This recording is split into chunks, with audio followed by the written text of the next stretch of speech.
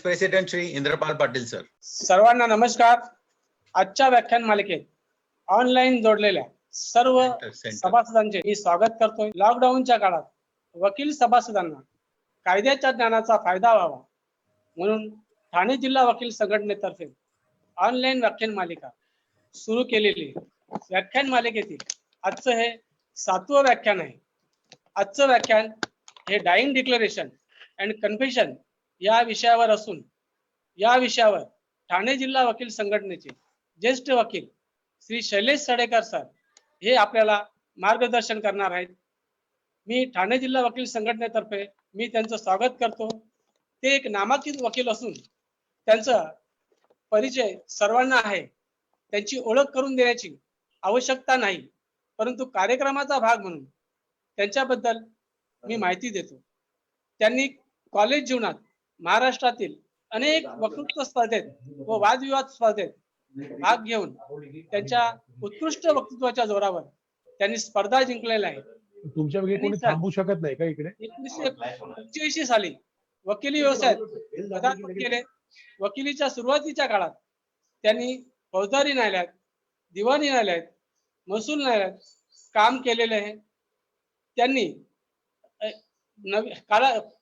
त्यांनी अल्पावधीतच फौजदारी खटले चालवून फौजदारी वकिली म्हणून वकिली व्यवसायात स्वतःचा ठसा निर्माण केला आणि आज ते समाजात एक नामांकित फौजदारी वकील म्हणून प्रसिद्ध आहेत.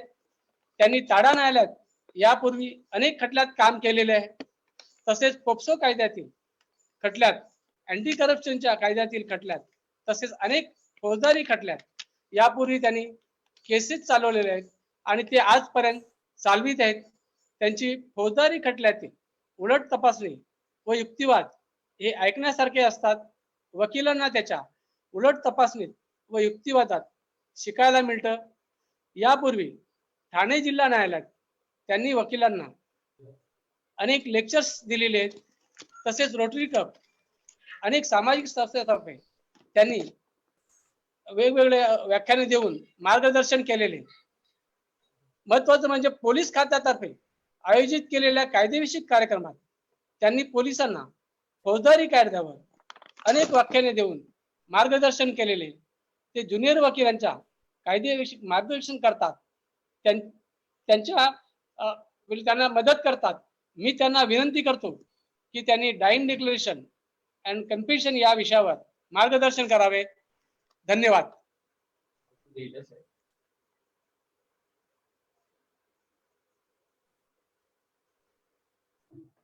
माझा आवाज ऐकू येतोय? येतोय सर, येतोय. नमस्कार सर्व वकील श्रोते, शुभ मध्यान.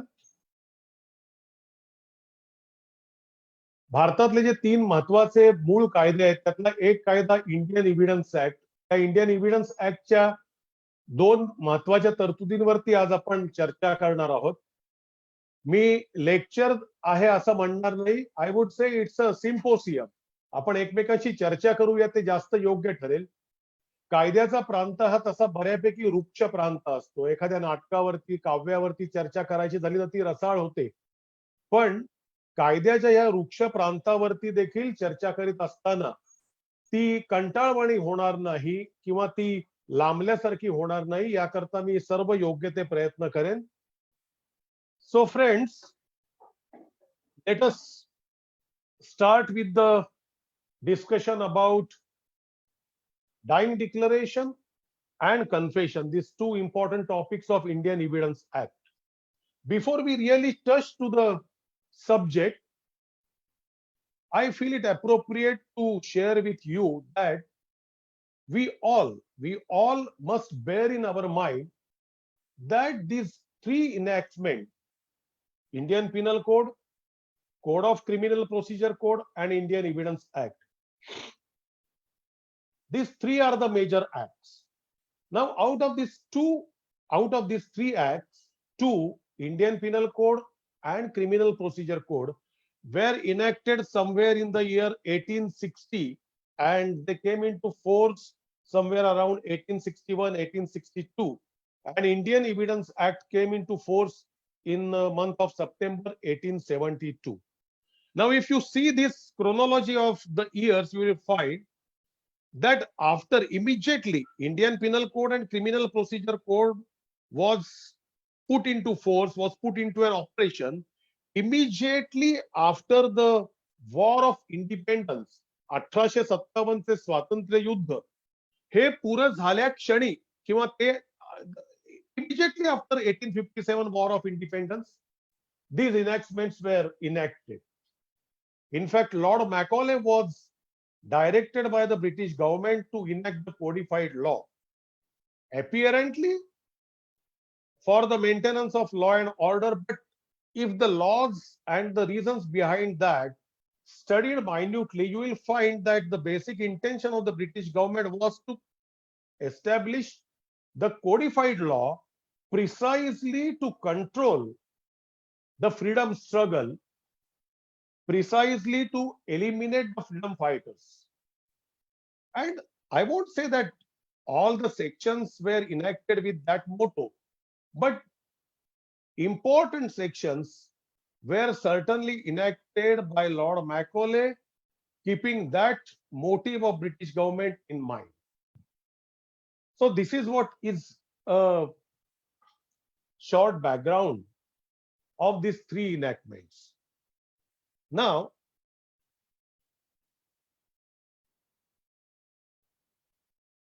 to start with the first topic, that is dying declaration.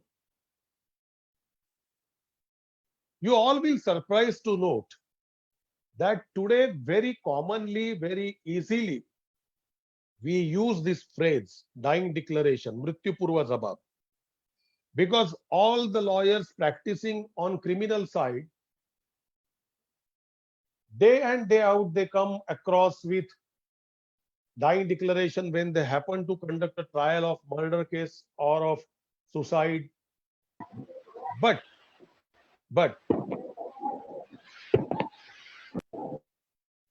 surprisingly, काही डिस्टर्बन्स आहे का?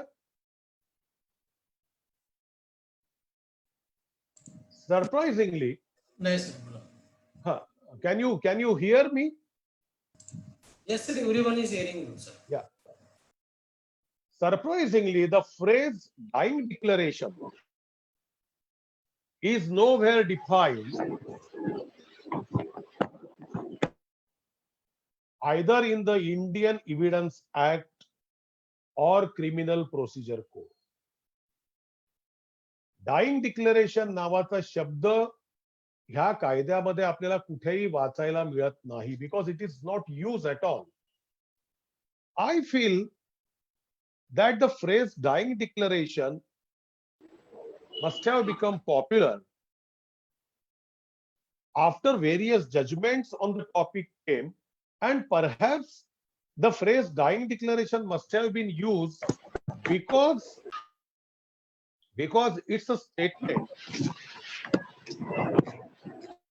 made by the person at the verge of his death, or it is a statement made by a person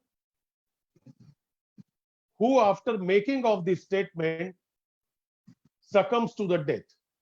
म्हणजे सदर हू statement दिल्यानंतर काही काळात त्या व्यक्तीचा मृत्यू झालेला आहे, त्यामुळे ते स्टेटमेंट आणि मृत्यू हे फार प्रॉक्झिमेट असल्यामुळे I think the phrase dying declaration must have been used.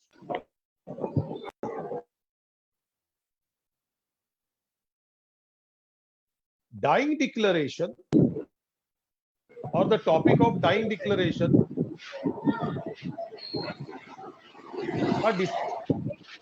disturbance काय येतोय मला ऐकू? Can anybody tell me?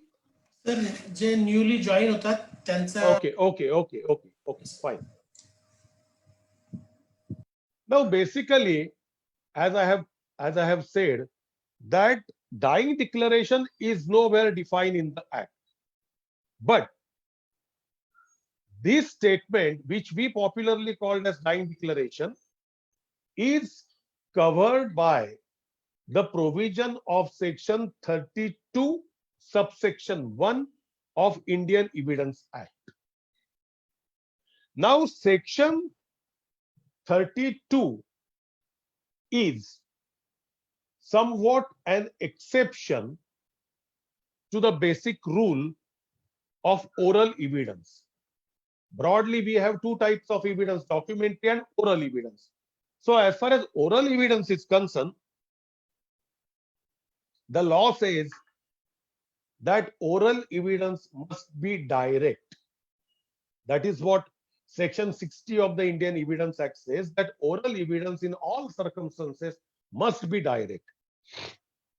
Section 32 and all its subsections from 1 to 7, they are somewhat an exception to the rule created by section 60. Section 32 says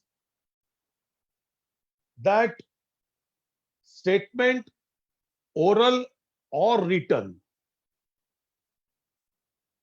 the statement made by a person, oral or written, is relevant when the maker of the statement is dead or is not capable to give the evidence, or his presence cannot be secured without going for a big expenditure, or his presence, securing his presence can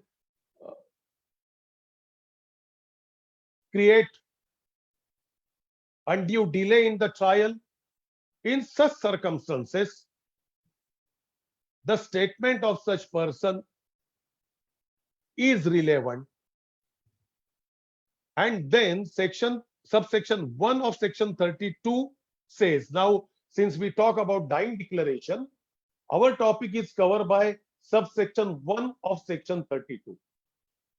Subsection 1 of section 32 says that the statement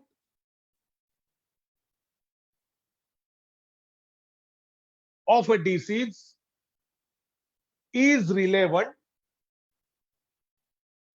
when it relates to the cause of the death or the circumstances and transaction which resulted into the death of that person. That means when a person who gives a statement about the cause of his death or about the circumstances and the transactions which results into his death, that statement is relevant, of course, if duly proved, by virtue of subsection 1 of section 32. Now, when we read various treaties,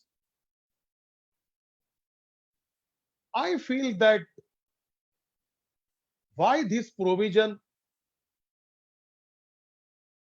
was drafted or included in the Act perhaps could be for two reasons at that relevant point of time. One is, as said by various jurists in those days, I am talking about 1872 or thereabout,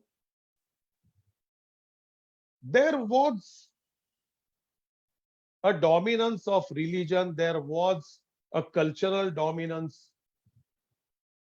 The masses at large used to follow the cultural heritage, and therefore the draftsmen at that point of time felt that the man who is at the verge of his death will not generally make a false statement. So on the basis of this holy principle, the draftsmen must have been guided to start with the drafting of this section.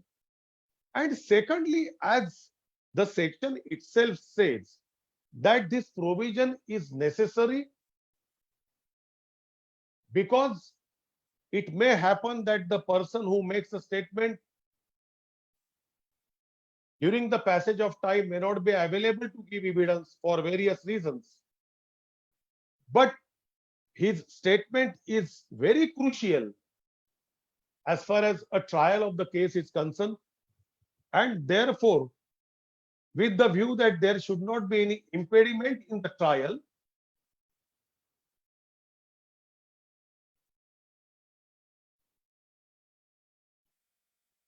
the statement is made relevant by these provisions.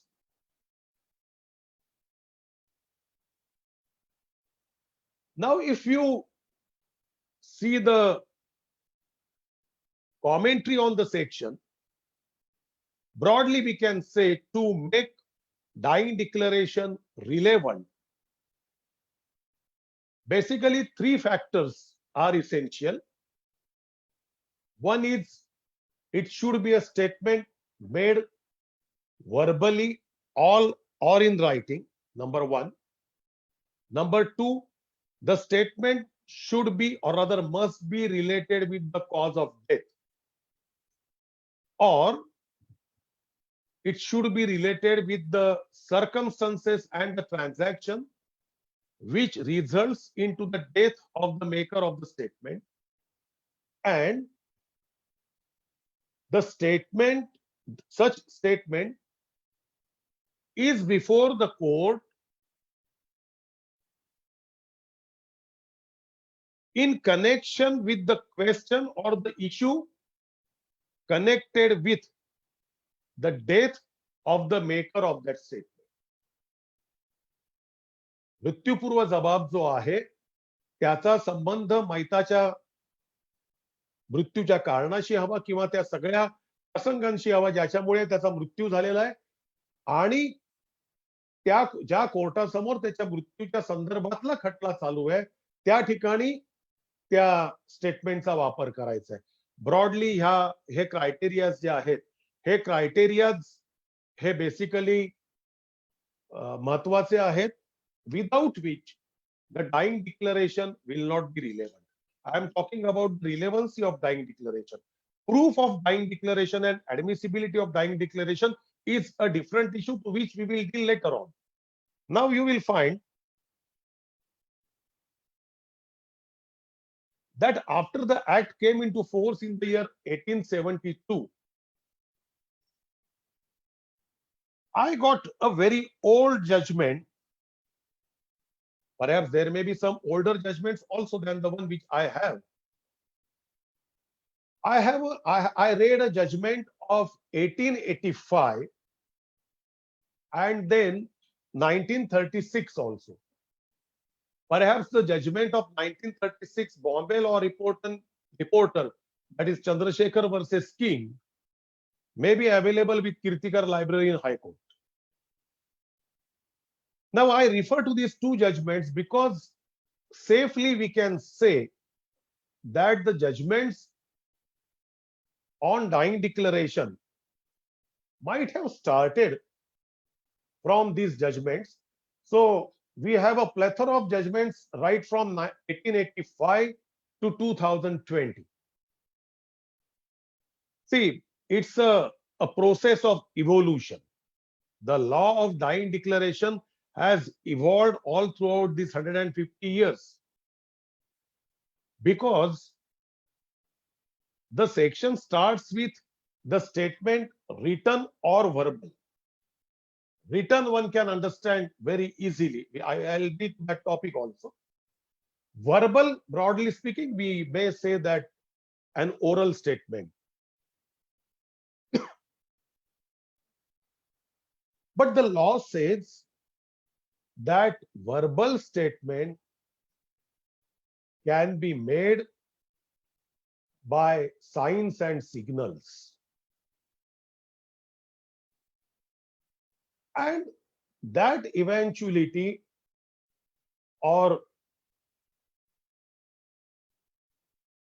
that part of oral or verbal evidence was dealt by few courts in 1885 and thereafter.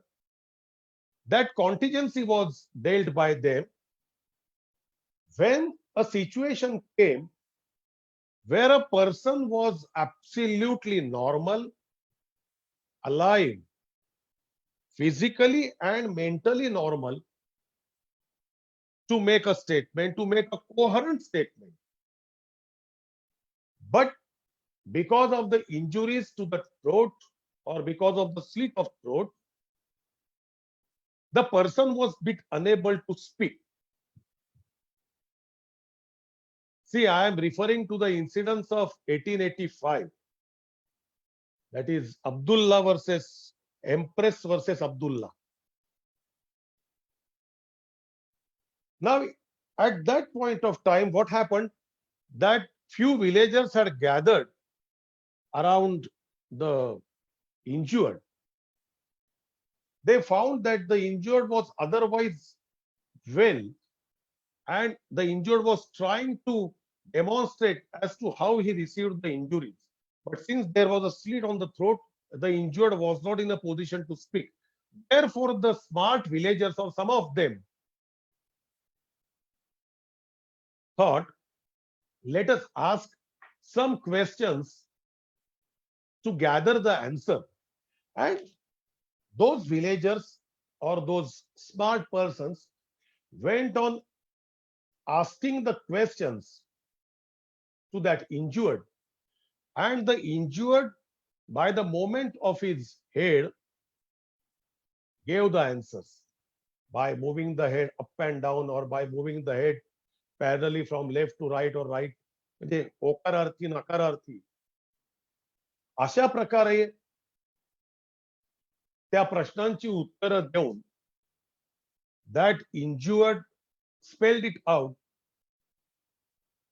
as to how he received the injuries, by whom he was injured. And that evidence was accepted by the learned sessions judge at that point of time. And the evidence was considered as relevant and admissible. Now, this judgment was further followed in few other cases also, and then, as I have referred, in the matter of Chandrasekhar versus King, Bombay Law Reporter 1936. But as I have said earlier, that ultimately the law is always a process of development, and then during the passage of time, the judges felt that a total credence cannot be given to such type of dying declaration. Therefore, in one another case, a similar incident took place where the injured in a same fashion conveyed his verbal statement to the police officer.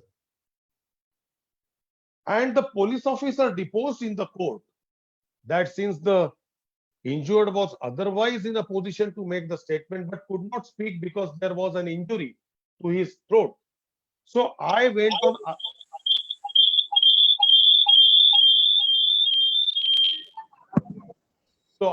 on asking the question, and by giving the signals by his head, he has given me the answers, and this is what is the outcome of our interactions.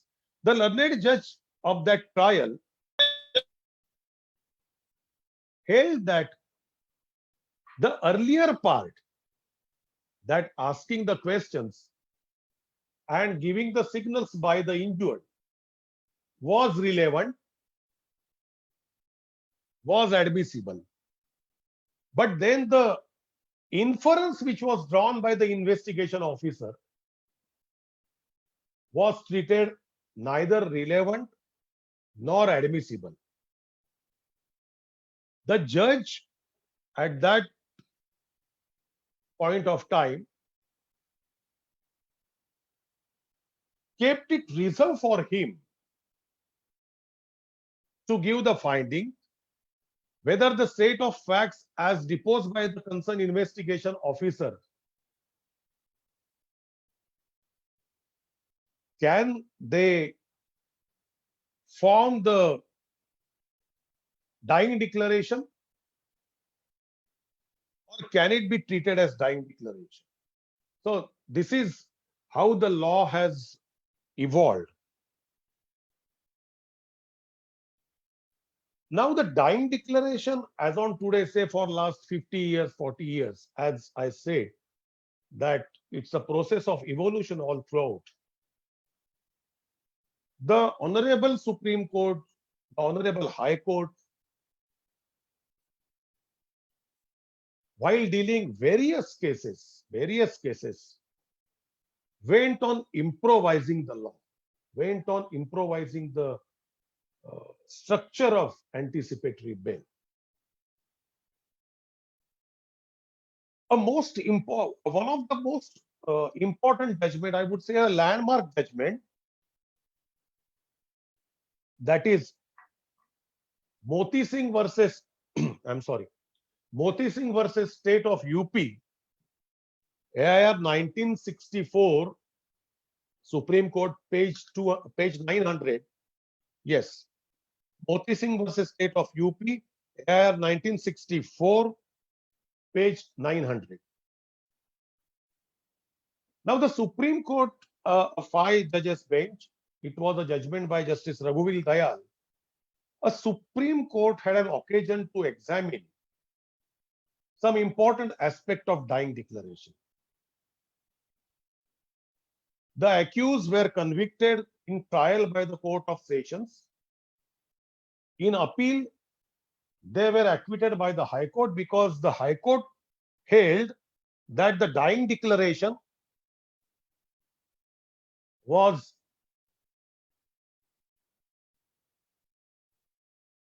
the accused were convicted on the basis of dying declaration.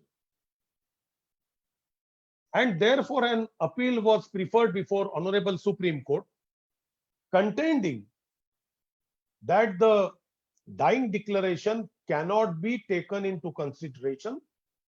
It is irrelevant, and therefore, High Court was wrong considering that dying declaration as the basis for conviction. Now, the main contention in the appeal was that in the entire dying declaration, there was no mention about the cause of death or the circumstances of the transaction which resulted into death. The injured had given the history, that what was his enmity with the accused, how there were prolonged litigations, this and that, how he was attacked. But after he succumbed to the injuries, or after he succumbed to that attack, the autopsy surgeon, for reasons best known to him, because there is no reason to blame the concerned autopsy surgeon, but the postmortem report or the autopsy report was absolutely silent as to what was the cause of death.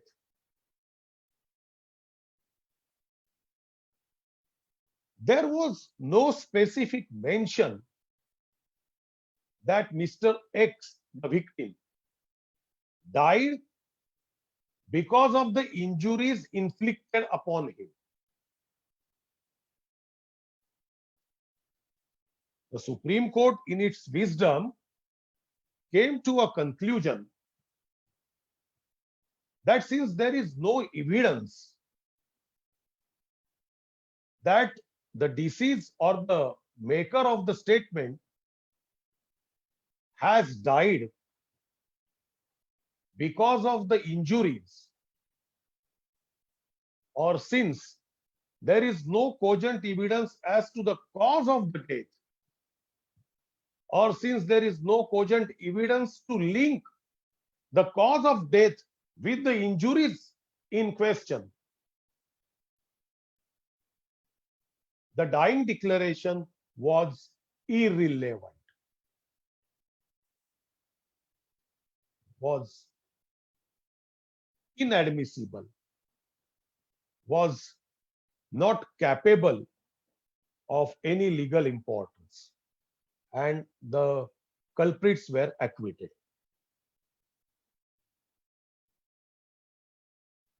Now, somewhere in the year 1998, again,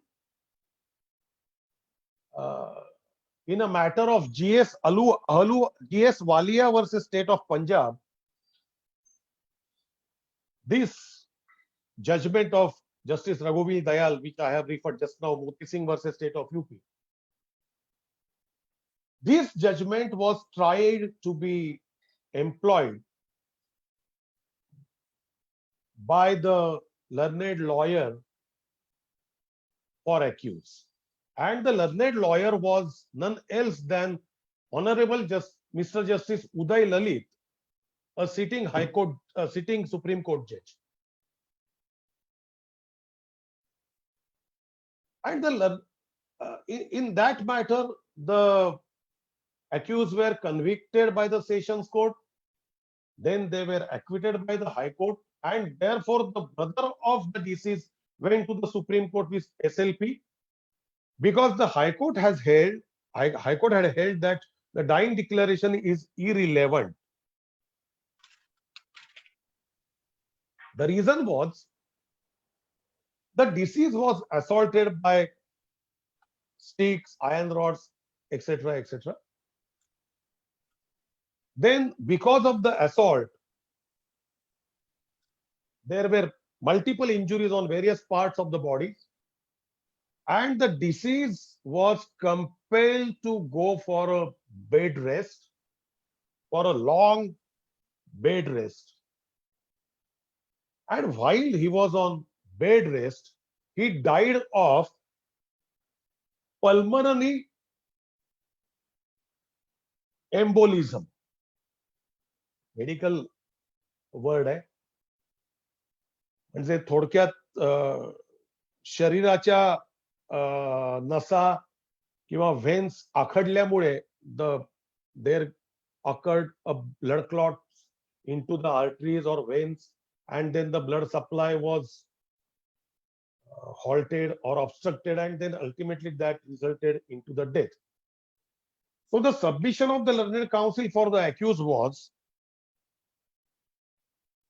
the victim has not died because of the injuries of assault. Very smart submission it was.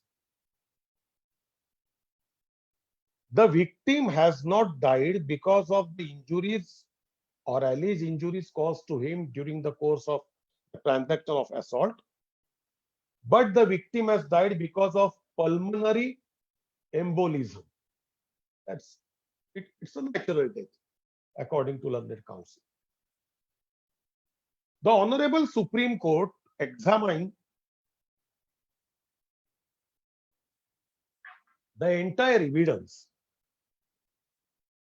the medical certificates, the medical opinion, and finally, the Supreme Court held that although the deceased died of pulmonary embolism, that pulmonary embolism had caused because of the prolonged bed rest.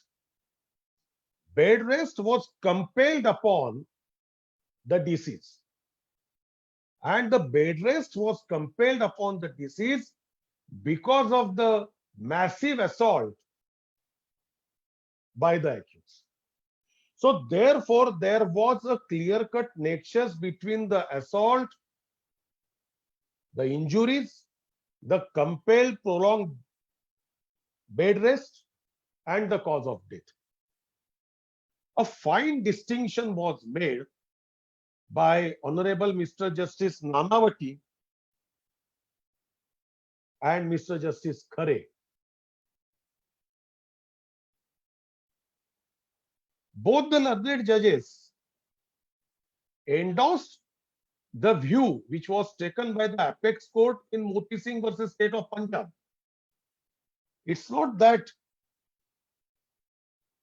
the learned bench in Walia's case showed any sort of disagreement with the earlier judgment. Of course, the judicial discipline was certainly followed. But in the body of the judgment, Justice Nanavati and Justice Khare candidly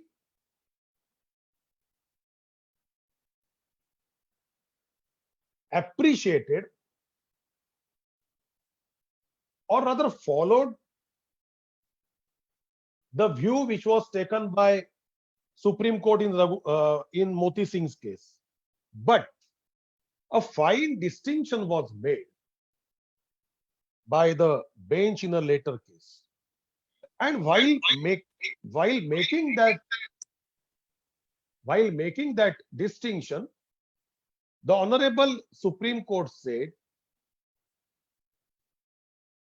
that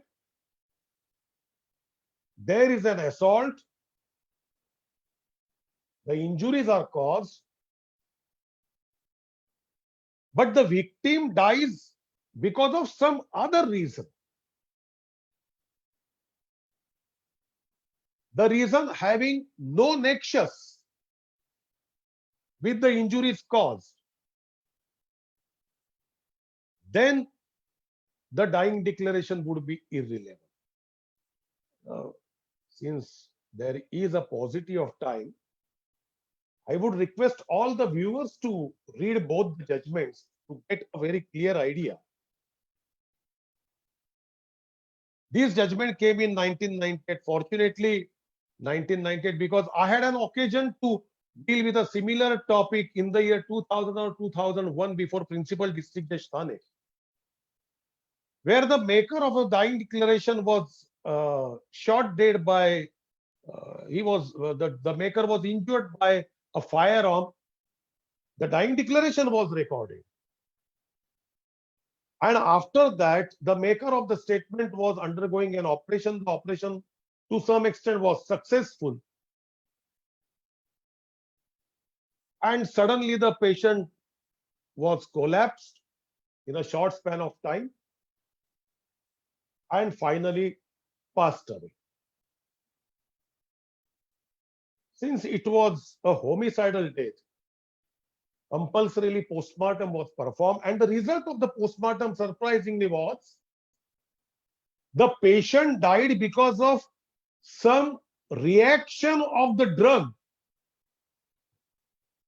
which was administered to him by intravenous what you call treatment. मग त्या treatment ऑपरेशनच्या नंतर immediate बाहेर आल्यानंतर त्याला जे काही drugs दिले गेले, त्या ड्रग्सची रिएक्शन आल्यामुळे तो patient Mela. A hot debate had taken place between me and the learned prosecutor, my learned sister, Mrs. Naule. Unfortunately, she is no more.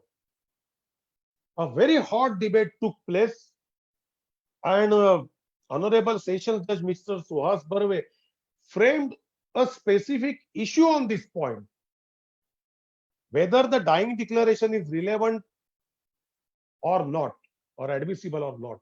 Although it was in the earlier stage of hearing, it was duly proved, but even then he framed the issue that can it be considered, because if it is relevant, then only it can be considered. And because of these two judgments and few other, he came to a conclusion that since the deceased died not because of the firearm injuries, but because of the reaction of a wrong medicine or some medicine of which the reaction his body couldn't couldn't keep a pace with. Therefore, there is no direct nexus between the death and the firearm injuries. The cause of death is something different. And the learned judge decided that the dying declaration is not relevant. On this point and on some other points, the man was acquitted, the acquittal was confirmed. Therefore, I would request all the viewers to read these two judgments. Now, by the passage of time, as I said, that it's a process, it's a evolution. The law of dying declaration also changed by the passage of time. The earlier doctrine that the man won't lie when he is at the verge of his death, the Honorable High Court and Supreme Court felt that the doctrine requires some change. The reason was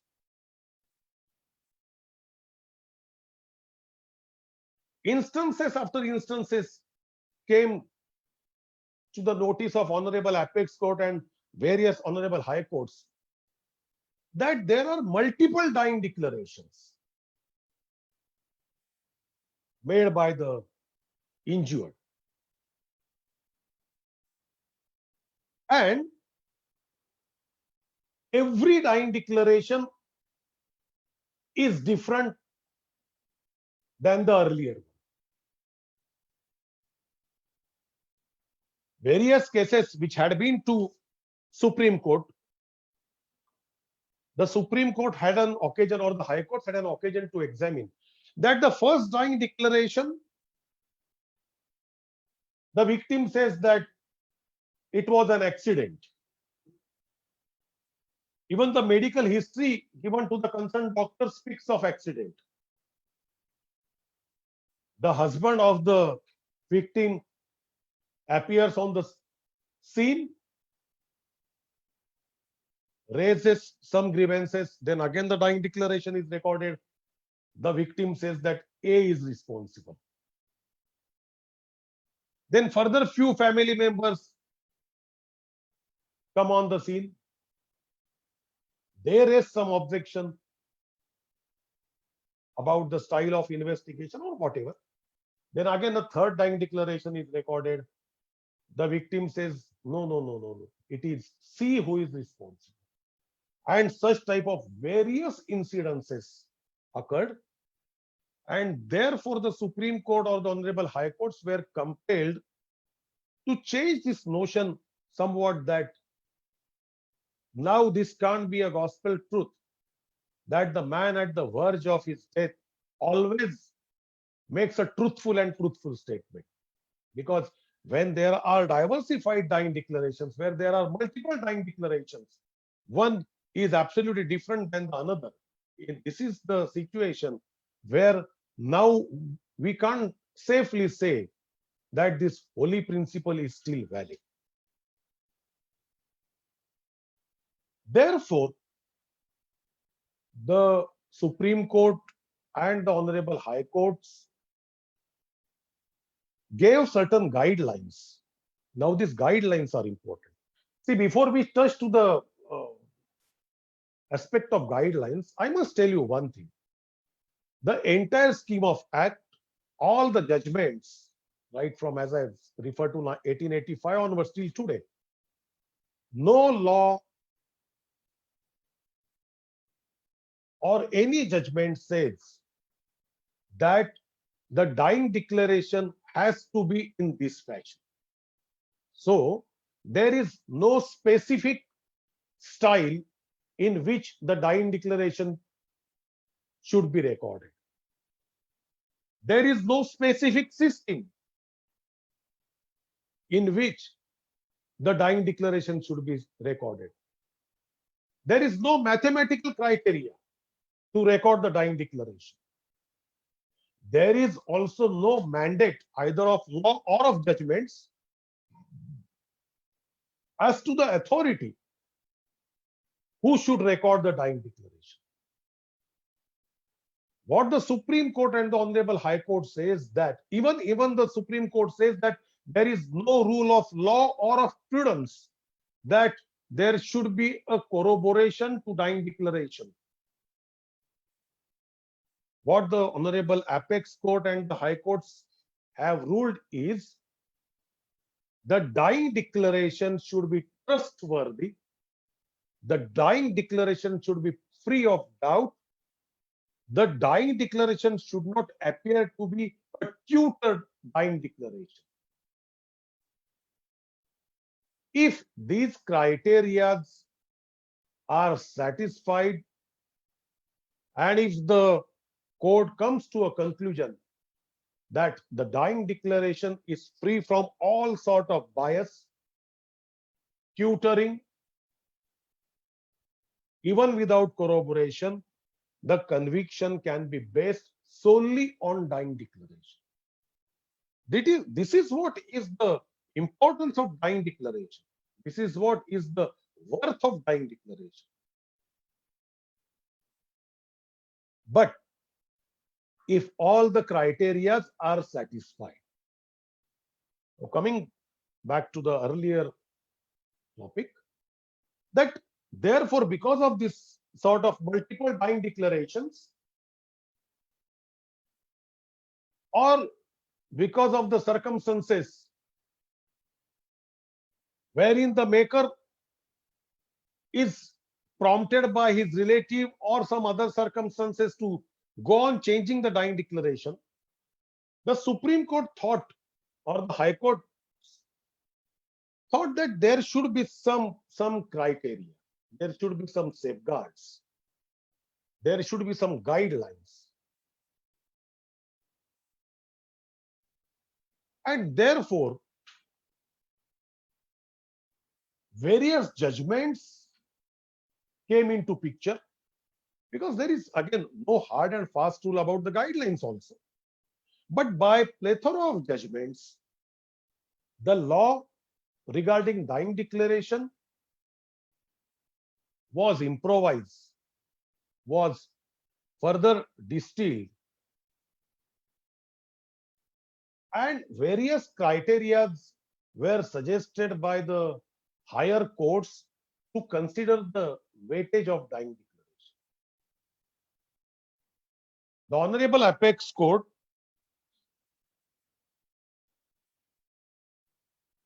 has suggested that while the trial courts consider the dying declaration, the trial courts must assess that whether the maker of the statement was in fit mental and physical condition to make a statement. These two things are very important. A man may be physically fit, absolutely fit, but mentally he may not be in a position to make the coherent statement. Vice versa is also possible. So therefore, assessment of mental and physical stability, mental and physical strength to make a coherent statement was considered to be a very dominant factor. Then assessment of memory.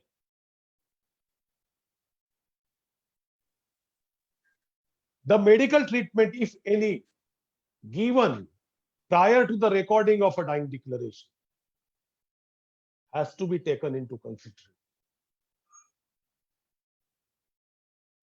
The chances of tutoring, the presence of witnesses, the medical history, all this should be scrutinized very minutely before the dying declaration is taken into consideration. Now, the reason is, if there is head injury, a strong head injury, because of pounding of some heavy object, the brain is seriously injured. In that eventuality, the memory of a man is jeopardized, is hampered, and perhaps he may not be in a position to make the coherent statement. In one case,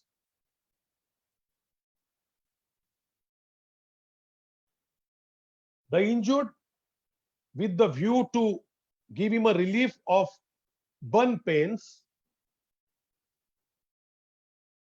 may be given the painkillers like pethardine or some other medicines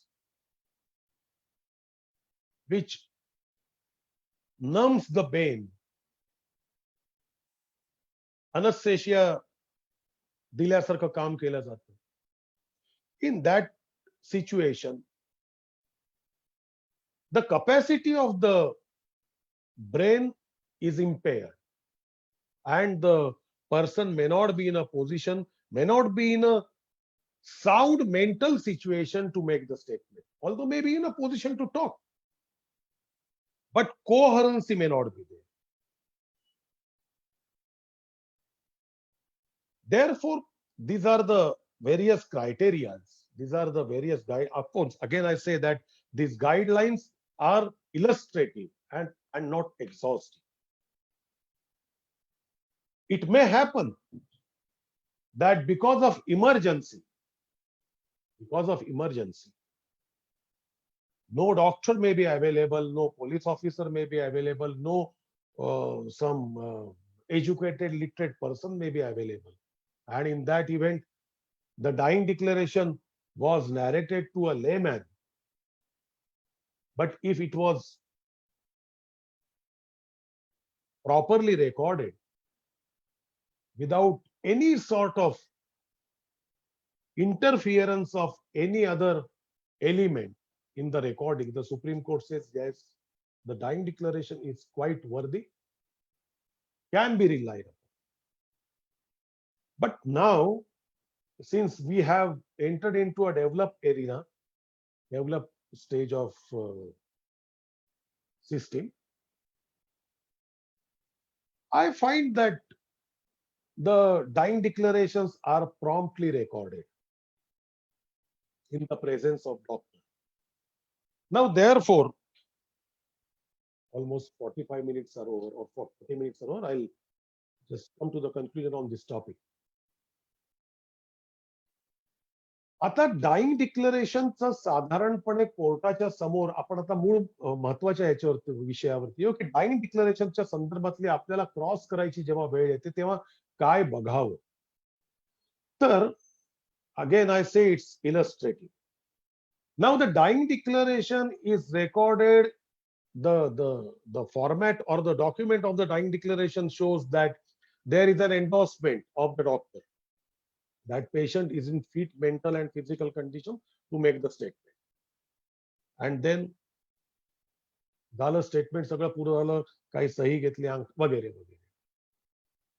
Again there is a footnote that patient is in a fit mental and physical condition वगैरे. Now in this scenario, one very important, and this is generally the dying declarations which I have come across, or many of you might have come across, the medical endorsement is more or less the same which I have narrated here. The most important part here is the document is absolutely silent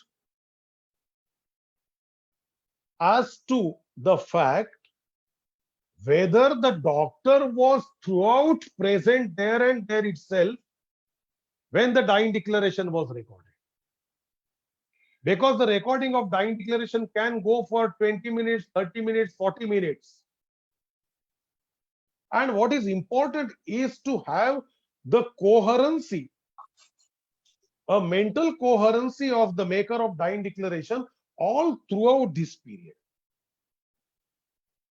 A common man or the executive magistrate or whosoever is scribing the document, not being a medical expert, would never understand whether the patient's mental state of affair is absolutely stable, is absolutely normal, the way it was when the statement or the recording of the statement started, and therefore the noting of the doctor that he was all throughout present when the dying declaration was being recorded is very important. In that event, you can cross-examine the doctor that why this noting is not there, किंवा डॉक्टरांनी त्याची mental capacity check केली म्हणजे काय केलं, त्याचे काही records आहेत का, ते डॉक्टर खरोखर त्यावेळेला ड्युटीवरती होते का. You may try to assess the muster also. या अशा अनेक गोष्टींचा विचार करायला पाहिजे. आता गंमत अशी होते, मी आता अगदी एक लेटेस्ट उदाहरण देतो. एक ट्रायल आता चालू आहे, हे आपण जरा लक्षात ठेवा, कारण ह्या गोष्टी रेग्युलर घडतायत.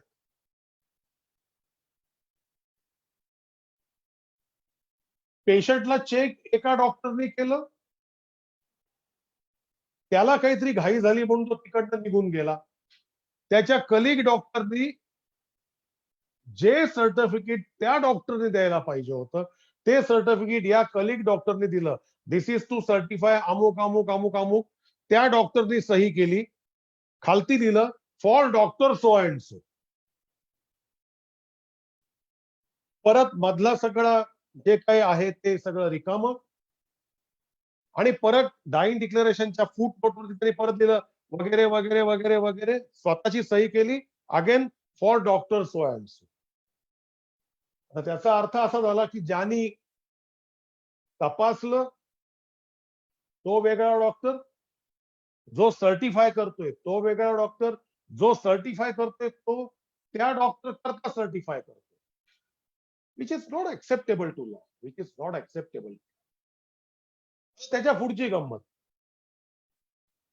एक अंगठ्याचा ठसा आहे.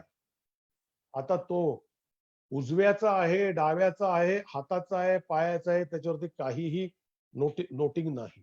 हे अशा प्रकारचं dying declaration by and large अशा प्रकारचीच मिळतात. त्यामुळे डाईंग डिक्लेरेशनची क्रॉस करत असताना या सगळ्याचा विचार करायला पाहिजे. आता ह्या केस मधली पुढची गंमत तुम्हाला सांगतो.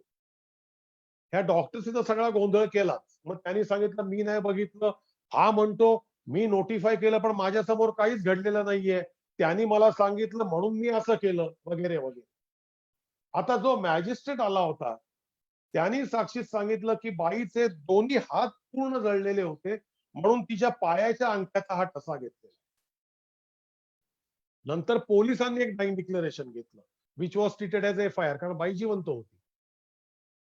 त्या आयोनी साक्ष देताना सांगितलं की मी बाईच्या डाव्या हाताचा अंगठ्याचा, हा ठसा जो आहे हा बाईच्या डाव्या अंगठ्याचा आहे.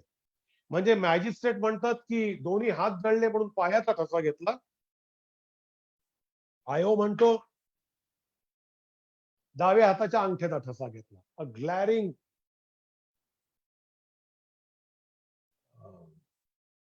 मिस्टेक्स. आता त्याच्या पुढे आणखीन एक गंमत झाली. हे कोणालाच माहित नव्हतं की बाईनी तिला ऍडमिट करताना डॉक्टरनं जी हिस्ट्री दिली त्याच्यात ऍक्सिडेंटल बर्नची हिस्ट्री दिलेली.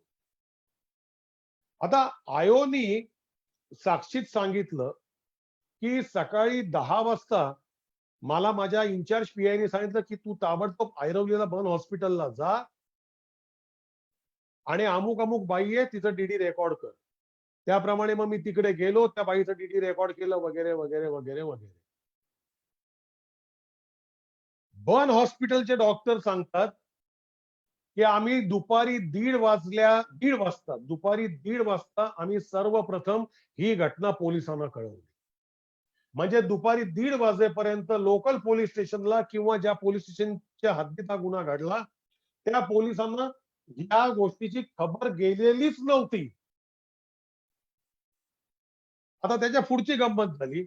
मी आयोला विचारलं की त्या ह्याला ज्याने ते डाईंग डिक्लेरेशन घेतलं की बाबा रे तू पोलीस स्टेशन सोडताना स्टेशन डायरीत एंट्री केली का? तो म्हणाला हो केली. स्टेशन डायरी मागवली असता स्टेशन डायरीमध्ये एंट्रीच नव्हती. सी मी ही इलस्ट्रेशन देतोय की डाईंग डिक्लेरेशनच्या संदर्भातली क्रॉस काय काय गोष्टींचा विचार करायला पाहिजे. ह्या अशा अनेक चुका इन्व्हेस्टिगेशन एजन्सीकडनं होत असतात. आपण काय करतो की आपण फक्त चार्जशीट मधला तो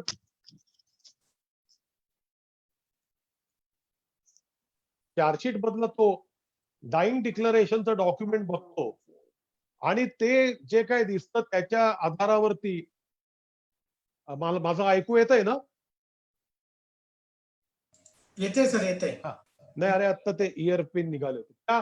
त्या डॉक्युमेंटच्या आधारे आपण क्रॉस करायचा प्रयत्न करतो. त्याच्यामुळे या ब्रॉडली या सगळ्या गोष्टी लक्षात ठेवा. And then to conclude on this topic, dying declaration वरचं सगळ्यात महत्वाचं आणि लँडमार्क जजमेंट जर असेल तर it is AIR 1984 supreme court page 1622. It is Sharad Sarda versus state of Maharashtra. ह्या जजमेंटचं महत्व लक्षात घ्या. शरद Sarda was convicted for the murder of his wife and a death sentence was imposed upon him by the Sessions Court, Pune. In reference, the death sentence was confirmed by Honorable High Court, Mumbai. And ultimately, Sharad Sarda was acquitted by the Honorable Apex Court. त्यामुळे शरद सारडाचं judgement वाचणं अत्यंत महत्वाचं आहे. त्या जजमेंटमध्ये various elements of dying declaration, various criterias of dying declaration, what is the relevancy of dying declaration, what is the admissibility of dying declaration, what is the credibility of dying declaration. All these issues are discussed at length by the Honorable Apex Court with references to earlier decisions. Then the concept of benefit of doubt is discussed at length. The court is very clear in the view that if two possibilities can be elucidated by or from the dying declaration, or if two views are possible from the interpretation of dying declaration, then the one which favors the accused has to be taken into consideration. त्याच judgement मध्ये 313चं महत्व काय आहे ते सांगितलेलं आहे. So the minute study of this judgment and the judgments, 2-3 other judgments which I have quoted earlier, is very important. So this was something I wanted to share with you about dying declaration. Now, friends, let us go to the other topic of today's symposium.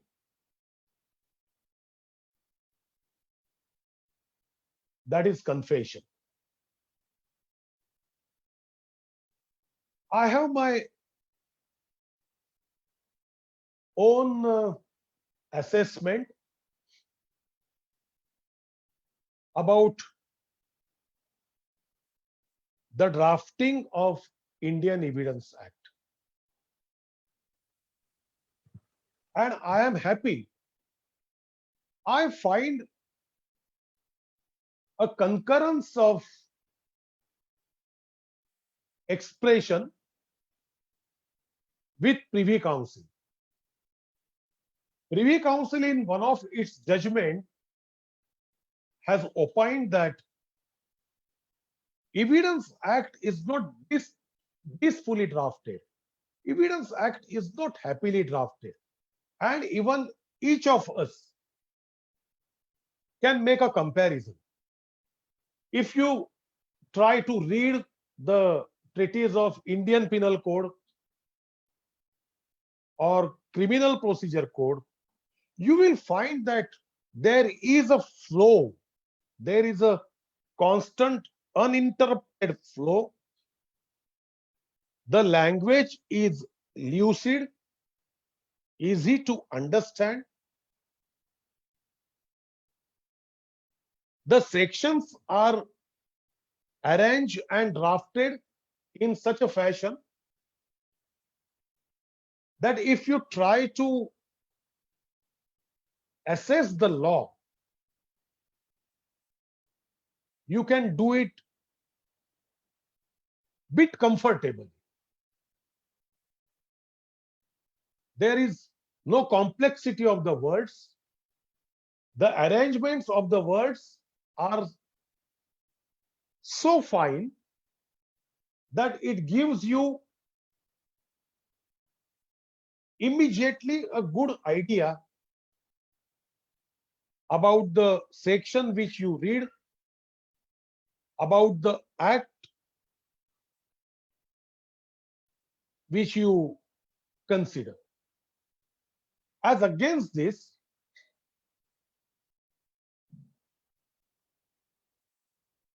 if you start reading Indian Evidence Act, now 3-4 days back, I had a word with one of our senior eminent civil lawyer, Mr. Arun Navre, when we were talking about Evidence Act. He also concurred with me that Evidence Act is so complicatedly drafted, it is very difficult to have a clear idea of Indian Evidence Act. Every year, every month, you try to read something and you feel that, oh, earlier I was wrong. And then again, you are confused whether you were wrong earlier or whether you carry a wrong notion now. I feel that the period of time in which this act was drafted and enacted must have weigh the minds of draftsmen. So coming to the topic of confession, again, I am constrained to say that the topic of confession starts with section 24 and ends with section 30 of the Indian Evidence Act. And again, I would say that these 6-7 sections are drafted very complicated. You just can't read, or you don't get into the position to read the mind of the draftsman. You really don't get the idea of the sections drafted. You do not get the exact idea as to what the section implies, what the meaning, what is the outcome of this section. Out of these 7 sections, section 24, 28 and 29 can form one group. Section 25 and section 26 can form one group. Section 27 and section 30 will have its own importance. I'll start from section 30, bit easy to go on. Section 30 says that when more than one person are put up for trial jointly, any one of them, or when it is proved that one of them had given a confession which involves his co-accused, the judge may consider that fact. Just to elucidate, A and B were put up for the trial of murder of C. And it is proved that A had given a confession, and the text of the confession was, I and B committed the murder of C. A and B are put up for a trial at once, jointly. The confession of A can be taken into consideration by the court. But this is precisely when A and B are put up for trial jointly. That means, suppose in the sequel of this example is, if B is put up for trial for the murder of C, and it is proved that B has confessed, or B says that I and A have committed the murder of C, this is not admissible, because here only B is put up for trial. This is what, in short, Section 30 of the Indian Evidence Act is. Now, Section 37, I'm sorry, Section 27.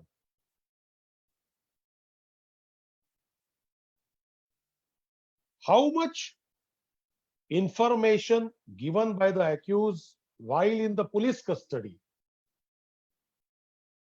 can be proved against him? In short, अगदी section काही शब्दशः नाही सांगत.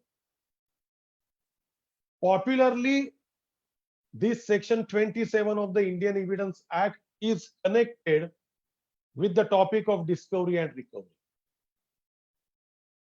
So when during the course of interrogation, when the accused is in the custody of the police and accused makes a statement before police officer and panchayat that the weapon or the article which I have used in the crime, or the articles which I have stolen or which I have removed while committing the offense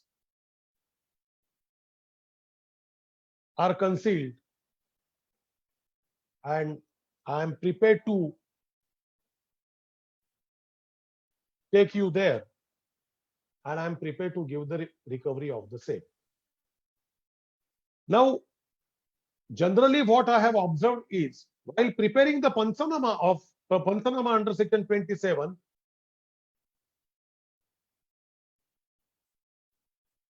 every now and then, practically every time, it starts with a confessional statement that while assaulting A, I have used this, vagere, blah, blah, blah, all. And then it comes to the second topic. I am prepared, you please accompany me. I am prepared to show you the place, and then I am prepared to give you the recovery of the weapon or the article. So the law says that the earlier confessional part of the section is inadmissible. Then later part of the document, which is prepared under Section 27 of the Indian Evidence Act, is admissible or will become admissible only and only if there is a recovery pursuant to the discovery.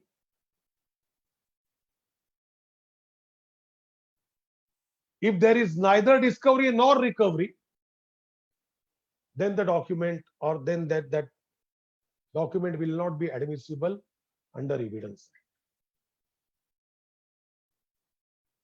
So, right from Privy Council, if Section 27 is assessed, it is related with the concept of discovery and recovery. Privy Council has said because that's a basic judgment which was later on followed. The investigation agency tried, or the prosecutor tried to claim that the knife was discovered at the instance of the accused. The Privy Council said, Justice Bowman,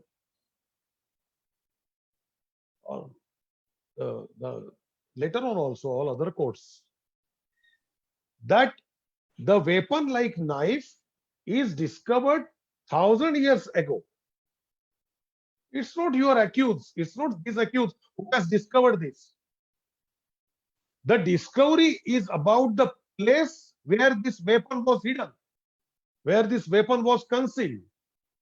And that place where the weapon was concealed was within the knowledge only of accused and nobody else. And it is the accused who took the investigation agency to that spot which was within his knowledge only. Show the place, and the weapon was recovered. So the place was discovered and the weapon is recovered. This is what, in short, the spirit of section 27. Now, many a times I have seen the documents of section 27 wherein it is mentioned, मी नामे अमुक अमुक याला याला मारताना वापरणारा सुरा माझ्या घरातल्या पोटमाळ्यावरती असलेल्या हिरव्या रंगाच्या पेटाऱ्यामध्ये ठेवलेला आहे, तो मी तुम्हाला काढून देतो. म्हणजे इथे पोलीस स्टेशन मध्ये असतानाच पोलिसांना, इन्व्हेस्टिगेशन एजन्सीला हे कळलेलं आहे की हे जे काही वेपन आहे हे कुठे ठेवलेलं आहे. Then there remains no scope for the discovery of such place.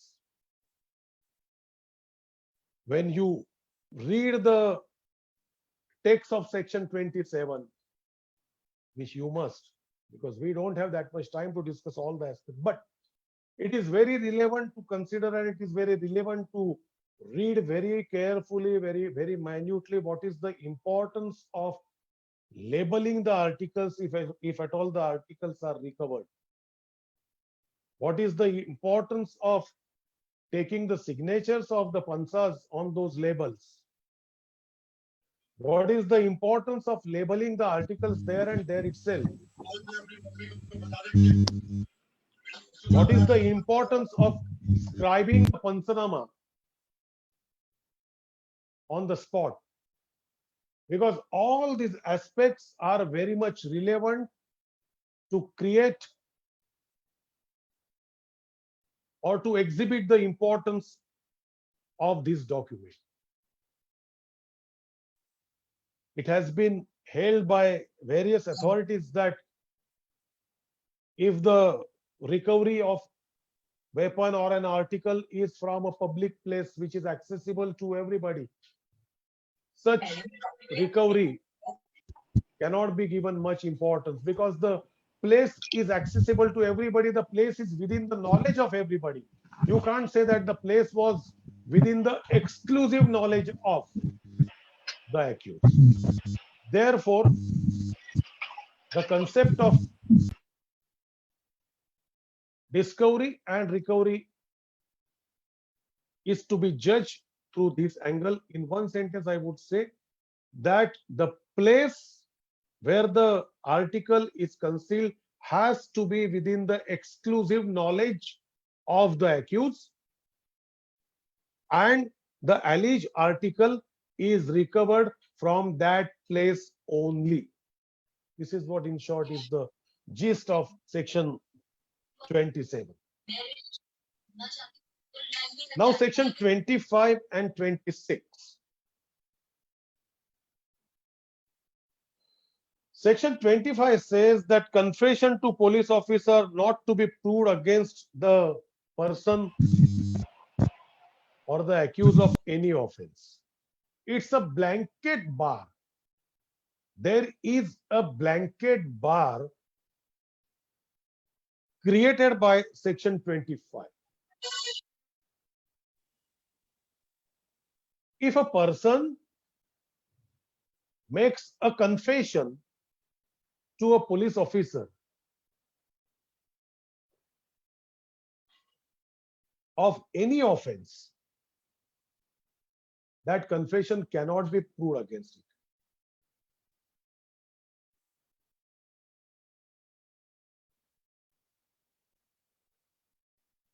You have to read the commentaries and various judgments as to, or with the view to know that what is meant by police officer.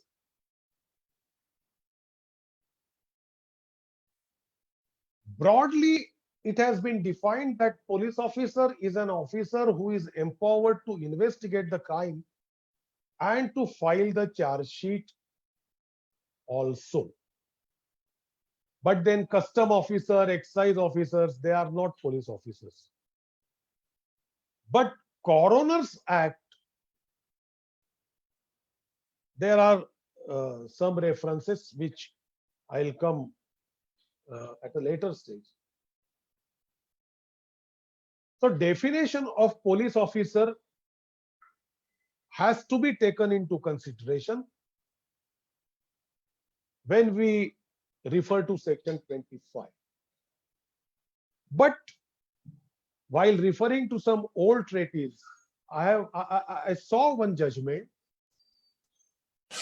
or the incidents in which one person wrote a letter to police officer and confessed about the crime.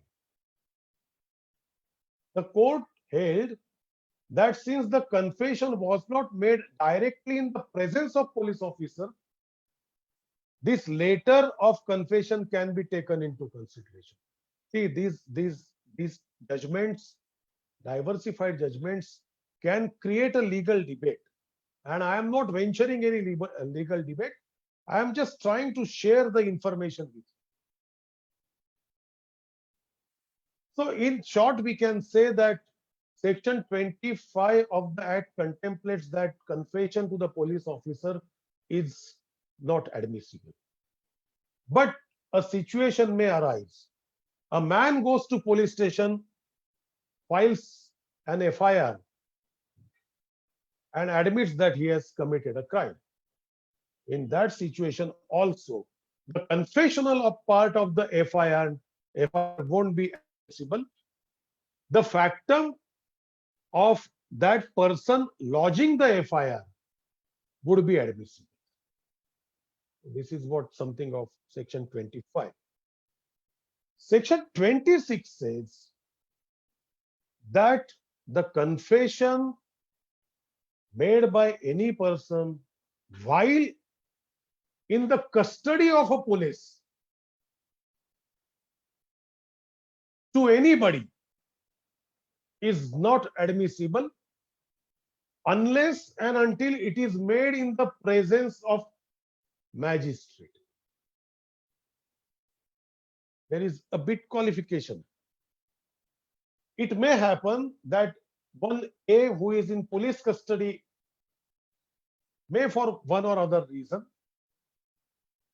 may disclose out of emotions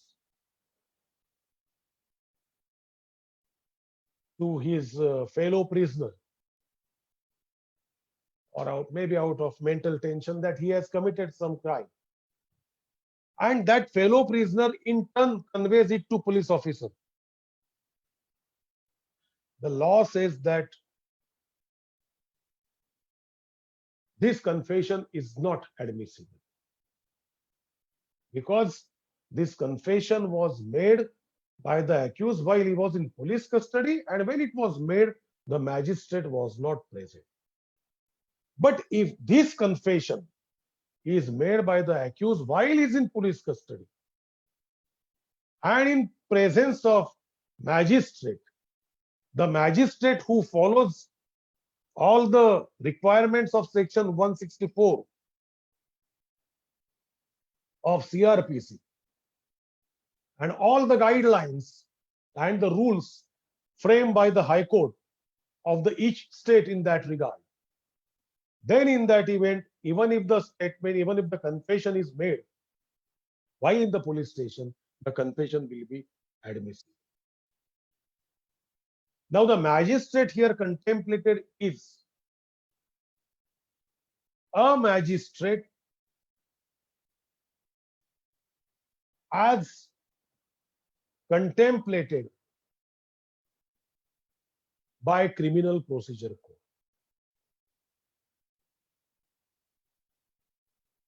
So this is 26. Now I said that there is a group of sections 24, 28 and 29.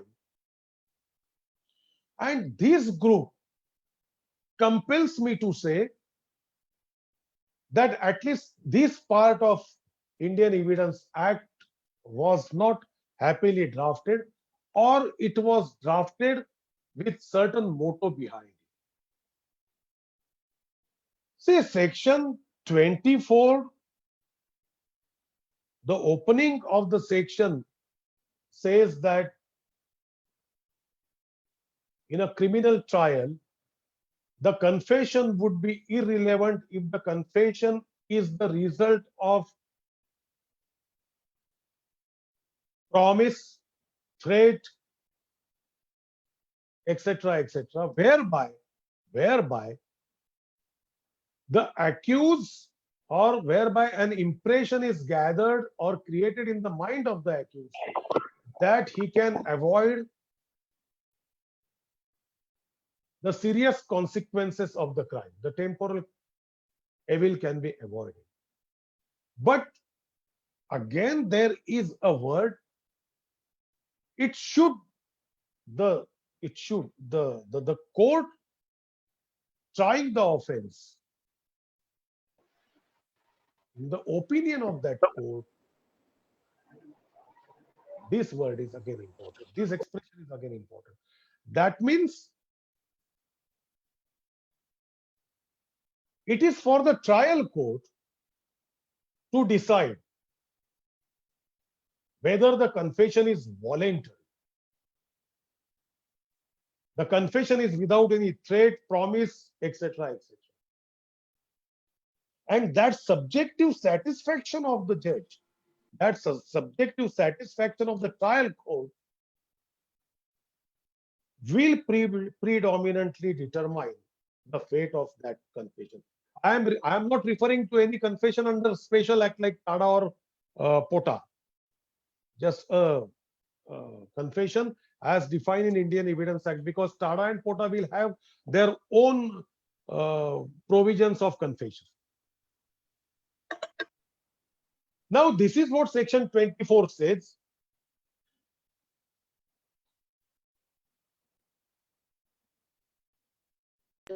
Now, section 28 and 29, if you just read in nutshell, section 29 says that if it appears to the court that the confession which is otherwise relevant as per section 24 was recorded after that threat or promise, whatever, or the inducement was removed, then in that event, that confession would become admissible under section 28.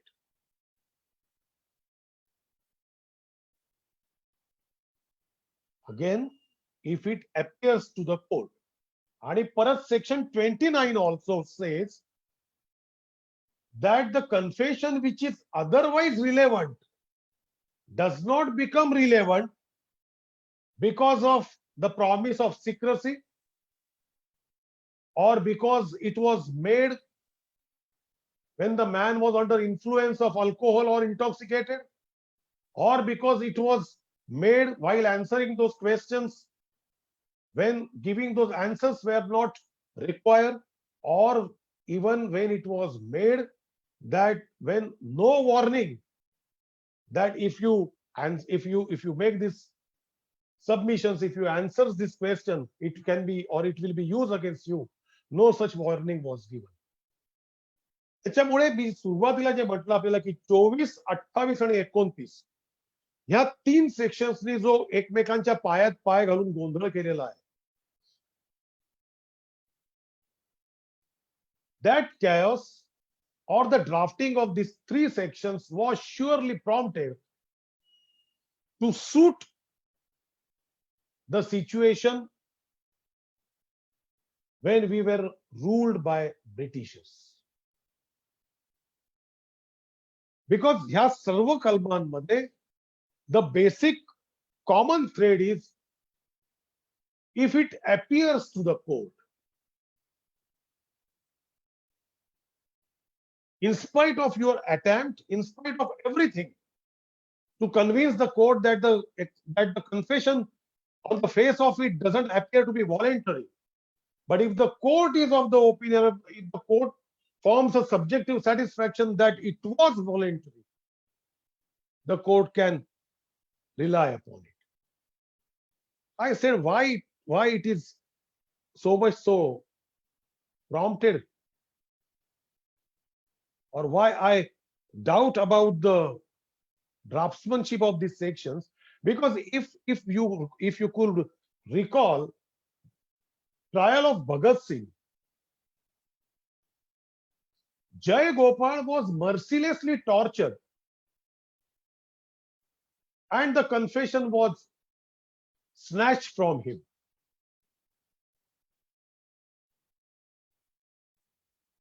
Sukhadev was made to believe that Bhagat Singh and Rajguru has confessed.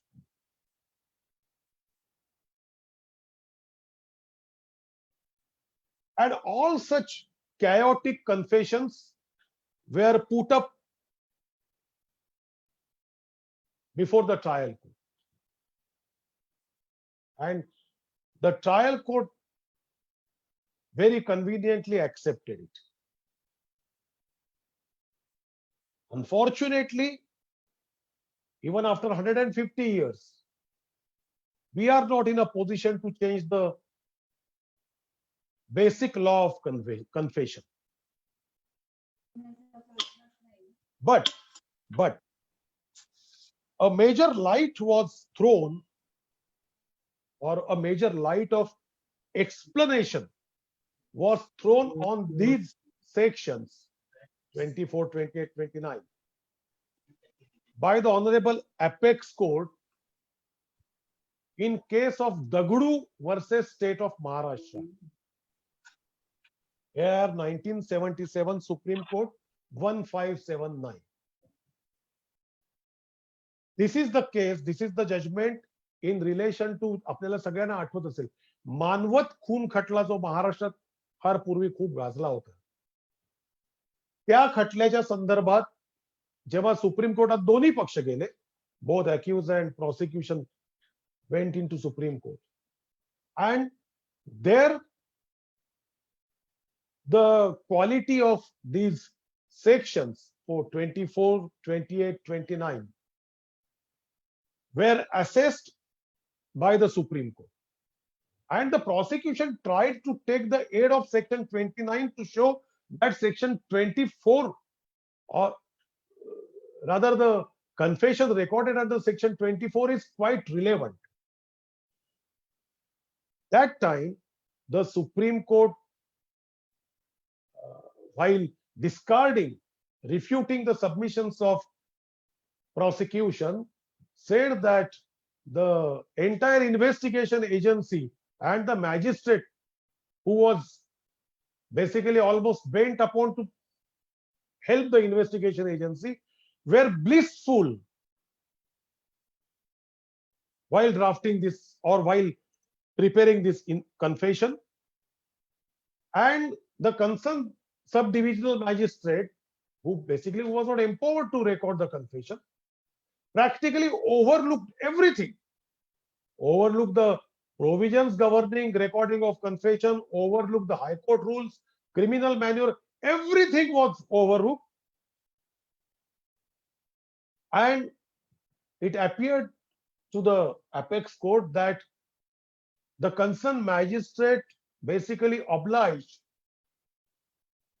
the higher officers of investigation agency, who were a bit puzzled at that point of time as to how to go on with the investigation. And therefore, the confession which was pressed into operation against the accused was discarded by the Honorable Supreme Court. I'll request all of you to read this judgment on confession so as to get the correct idea that what section 24 contemplates and what section 28 and 29 contemplates, and what is the golden blend of these three sections. I think it is almost 1.5 hours. Even my battery is also getting down, and I think you should also be in a situation, must be saying that let us stop this symposium. Before I say goodbye to you, I'll express myself that I was sharing whatever little I know with all eminent lawyers here. There are every chances that I might have committed some mistake. I'll be happy that if somebody has noted any mistake, maybe tomorrow or any time in future, please let me know if I have committed some mistakes. So in future, I will be in a better position to address such augustous gathering. Thank you very much, dear friends. If at all you have any queries which I can answer, please, you may ask me the queries. Thank you.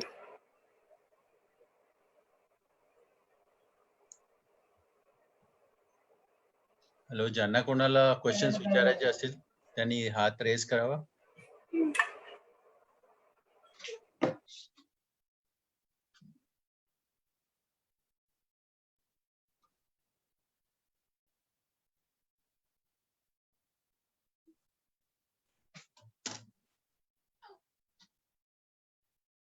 ज्यांना कोणाला प्रश्न विचारायचे आहेत त्यांनी त्यांच्या mobile वरती एक हाताचा आयकॉन आहे त्याच्यावरती क्लिक करावं, म्हणजे त्यांना आम्ही त्यांचा माईक ऑन करू. येस, एक ओप्पो वरून रिक्वेस्ट आली आहे. Oppo mobile. Yes please sir. Hello. हा बोला. हा बोला बोला. सर, ऑथर ऑफ कन्सिलमेंट वर जरा सांगितलं जास्त बरं पडेल. सेक्शन 27च्या संदर्भात ऑथर ऑफ कन्सिलमेंट. नाही, मी तेच सुरुवातीला जे सांगितलं की सेक्शन 27 जे आहे ते बेसिकली आरोपी पोलीस कस्टडीमध्ये असताना पोलिसांकडे निवेदन देतो आणि ते निवेदन रेकॉर्ड केल्यानंतर त्या निवेदनाच्या आधारे तो पोलिसांना घेऊन जातो त्या ठिकाणी ज्या ठिकाणी त्यांनी काही लपवलेलं असतं आणि त्या ठिकाणावरनं तो लपवलेले आर्टिकल्स जे काय असेल ते वेपन किंवा इतर गोष्टी ते काढून देतो. त्याच्यामुळे याच्यात ऑथर जो आहे तो आरोपी आहे, जो पोलीस स्टेशनमध्ये 2 पंचांच्या समोर पहिल्यांदा निवेदन देतो की मी अमुक अमुक अमुक अमुक अमुक मी या, म्हणजे ते निवेदन खरं अशा रीतीने हवं की मी अमुक अमुक अमुक अमुक अमुक मी आपणा सर्वांच्या समक्ष असे निवेदन देतो की मी या गुन्ह्यामध्ये वापरलेले हत्यार ज्या ठिकाणी ठेवलेलं आहे त्या ठिकाणी मी तुम्हाला घेऊन जातो आणि ते हत्यार तुम्हाला काढून देतो. हे त्याचं निवेदन झालं. हा झाला निवेदन पंचनामा. आणि मग तो सर्वांना पोलिसांना घेऊन जातो, बरोबर पंचांना घेऊन जातो आणि कुठे कुठे कुठे जायचंय त्या सगळा तो रस्त्याचा रोडमॅप जो आहे त्याचा गाईड हा आरोपी आहे. आणि मग तो त्या ठिकाणी घेऊन जातो आणि मग त्या ठिकाणी गेल्यानंतर तो त्या ठिकाणावरनं ते हत्यार किंवा ते आर्टिकल्स जे ते काढून देतो. त्याच्यामुळे त्या ठिकाणी जाऊन ती वस्तू काढेपर्यंत ती वस्तू त्या ठिकाणी लपवून ठेवलेली आहे हे फक्त त्या आरोपीला ज्यांनी निवेदन दिलेलं असतं त्यालाच माहिती असतं. येस आणि सर. मग तो ते काढून देतो. म्हणून द अर्लियर पार्ट निवेदन झाला आणि phrase is discovery and recovery. Discovery of the place and recovery of the article. Yes sir. पण आता गंमत अशी आहे की एका वेळेला पोलिसांनी समजा पराक्रम केला आणि एका केसमध्ये 2 आरोपी आहेत आणि दोघांचं एका वेळेला स्टेटमेंट घेतलं तर ते ग्राह्य नाही धरता येईल. Okay sir. कारण म्हणजे आधीच एकमेकांचं कळलं एकमेकांना काय आहे ते. किंवा स्टेटमेंट प्रमाणे त्या जागेवर गेले आणि त्या जागेवर काही मिळूनच आलं नाही तरीही ते ग्राह्य धरता येणार. Thank you sir. त्यामुळे ह्या दोन्ही गोष्टी महत्वाच्या, discovery and recovery. Thanks sir. Thank you. Thank you very much. Okay dear. Yes Vanita madam.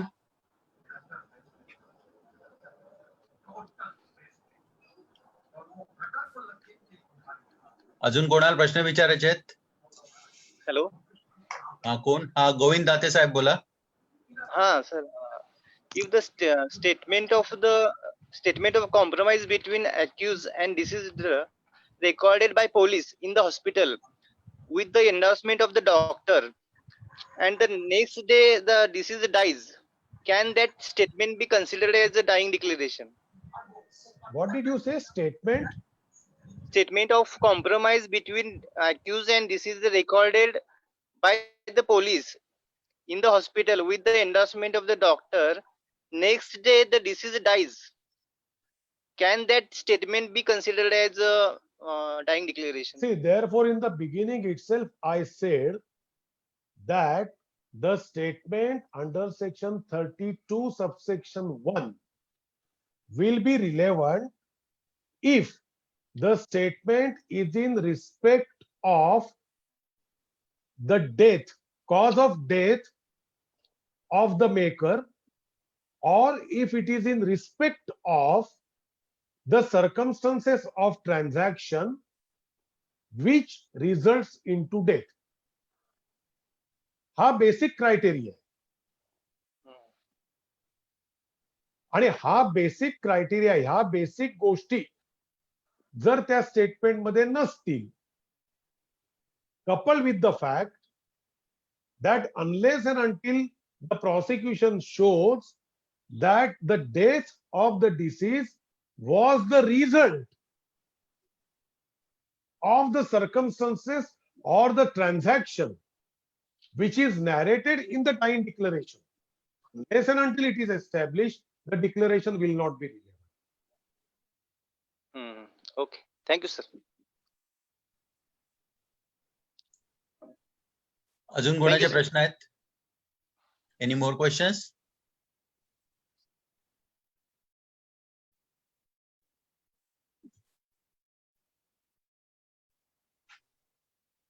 ज्यांना प्रश्न विचारत त्यांनी आपले हात वर करावेत.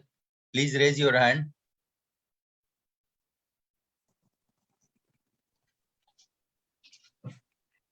हा वनिता मॅडम. हॅलो. हा बोला.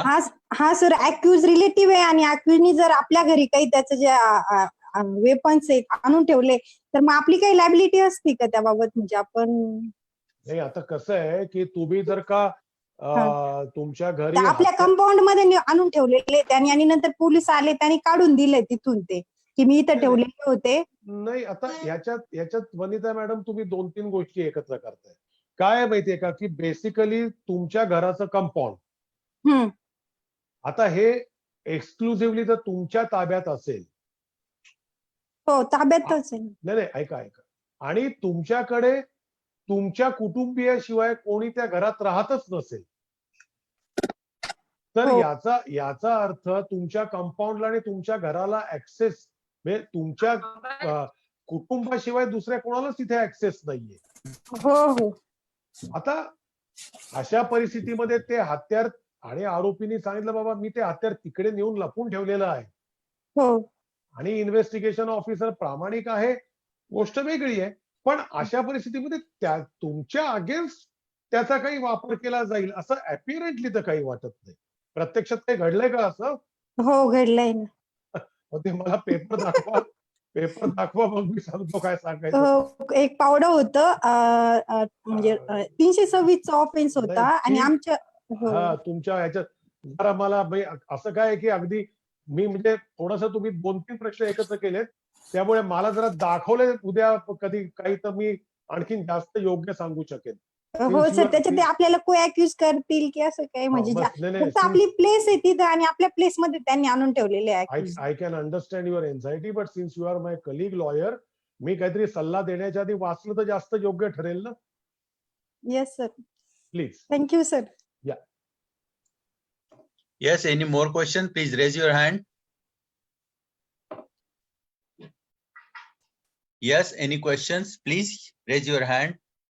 Sir, मला वाटतं आता प्रश्न संपलेले आहेत. Yes, thank you Yes. Very much everybody.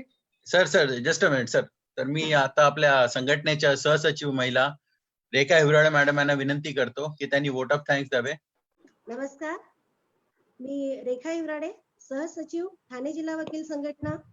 आजच्या 7व्या व्याख्यानमालेचे आमचे प्रमुख पाहुणे व वक्ते ज्येष्ठ विधिज्ञ आदरणीय श्री शैलेश सळेकर साहेब, आपण ज्यांनी आज आपल्याला डाईन डिक्लेरेशन आणि कन्फेशन सारख्या अत्यंत महत्वाच्या विषयावर मोलाचे मार्गदर्शन केले. तळेकर साहेब यांनी आपल्याला अत्यंत सुंदररित्या सर्वप्रथम डाईन डिक्लेरेशन कशा कशा परिस्थितीमध्ये कन्सिडर केला जाईल कोर्टाच्या दृष्टीने, आणि डाईंग डिक्लेरेशनच्या बाबतीत जेव्हा एखादी क्रॉस घ्यायची असते त्यावेळी डिफेन्स काउन्सिलनी कोणत्या आणि कशा पद्धतीने ते पेपर्स बघायचे आहेत आणि क्रॉस घेताना कोणती काळजी त्यांनी घ्यायला पाहिजे याच्यावर त्यांनी अत्यंत सुंदर सुप्रीम कोर्टाचे जजमेंट्स देऊन अत्यंत सुंदररित्या आपल्याला समजून सांगितलेलं आहे. त्याचबरोबर आदरणीय सळेकर साहेब यांनी आपल्याला डाईंग डिक्लेरेशनच्या संदर्भात 1984च्या supreme court Sharad Sarda versus state of Maharashtra ही जजमेंट आपल्याला, ही लँडमार्क जजमेंट आपल्या सर्वांसोबत शेअर केली आणि आपल्या सर्वांना सांगितलं की जे क्रिमिनल साईडला प्रॅक्टिस करणारे जेवढे पण आमचे वकील मित्र आणि बंधू भगिनी आहेत त्यांनी ही जजमेंट आवर्जून वाचावी आणि त्याचा लाभ घ्यावा. त्याचबरोबर त्यानंतर या जजमेंटमध्ये साहेबांनी आपल्याला अजून एक मोलाचे मार्गदर्शन असे केले की या सुप्रीम कोर्टाच्या जजमेंटमध्ये 313 चे सुद्धा काय महत्व आहे ते या जजमेंटमध्ये त्यांनी सांगितलेले आहे. त्याचबरोबर आदरणीय सळेकर साहेब यांनी आपल्याला कन्फेशन वरती सेक्शन 24 ते सेक्शन 30 एव्हिडन्स ऍक्ट याच्यावरती सेक्शन 27 वर जे अत्यंत महत्वाचा प्रकाश त्यांनी टाकलेला आहे की जेव्हा सेक्शन 27 चा जो पंचनामा असतो तो कधी त्याचा कुठला अर्लियर पार्ट ऍडमिसेबल असतो आणि डिस्कवरी आणि रिकव्हरी काय असते आणि कुठला पार्ट त्याचा ऍडमिसेबल किंवा इनऍडमिसेबल होऊ शकतो याच्यावर त्यांनी अत्यंत आपल्याला सुप्रीम कोर्टाचे जजमेंट देऊन सुंदर उदाहरणं दिली आणि त्या कन्फेशन अँड डाईंग डिक्लेरेशन वर अत्यंत मोलाचे मार्गदर्शन करून आम्हा सर्वांच्या ज्ञानामध्ये भर टाकली आहे. म्हणून मी ठाणे जिल्हा वकील संघटनेतर्फे आदरणीय सळेकर साहेब यांचे मनापासून लक्ष आभार मानते. त्याचबरोबर या व्याख्यानमालेमध्ये सहभागी झालेले सर्व ज्येष्ठ व कनिष्ठ विधिज्ञ यांचे देखील मी मनापासून आभार मानते. त्याचबरोबर ऑनलाईन लेक्चर सारख्या सुंदर उपक्रम यशस्वीरित्या निरंतर पार पाडणारे आमच्या संघटनेचे अध्यक्ष आदरणीय कदम साहेब, उपाध्यक्ष पाटील साहेब आणि आदरणीय सचिव श्री संजय म्हात्रे साहेब यांचे व इतर सर्व पदाधिकारी यांचे मनापासून खूप खूप आभार मानते. ही ऑनलाईन लेक्चर सिरीज ज्यांच्या तांत्रिकी सहकार्यामुळे शक्य झाली नसती अशी आमचे संघटनेचे सभासद श्री संदीप डोंगरे साहेब यांचे देखील मी मनापासून विशेष आभार मानते. आणि हा कार्यक्रम संपला असे जाहीर करण्यापूर्वी मी आपल्याला आनंदाने सांगू इच्छिते की ज्ञानात भर पडते ना घरी बसल्या बसल्या. काय सिनियर लोक बोलतायत, लेक्चर देत आहेत. नको झालं थांब. आमचे पुढील 8वी व्याख्यानमाला ज्याचे प्रमुख वक्ते मुंबई उच्च न्यायालयाचे न्यायमूर्ती सन्माननीय अभय टिपसे सर आहेत आणि त्यांचे व्याख्यान 30 मे रोजी होणार आहे. हा कार्यक्रम इथेच संपला असे मी जाहीर करते. धन्यवाद. धन्यवाद. Thank you very much everybody. Thank you sir. Thank you thank you sir. Sir, thank you.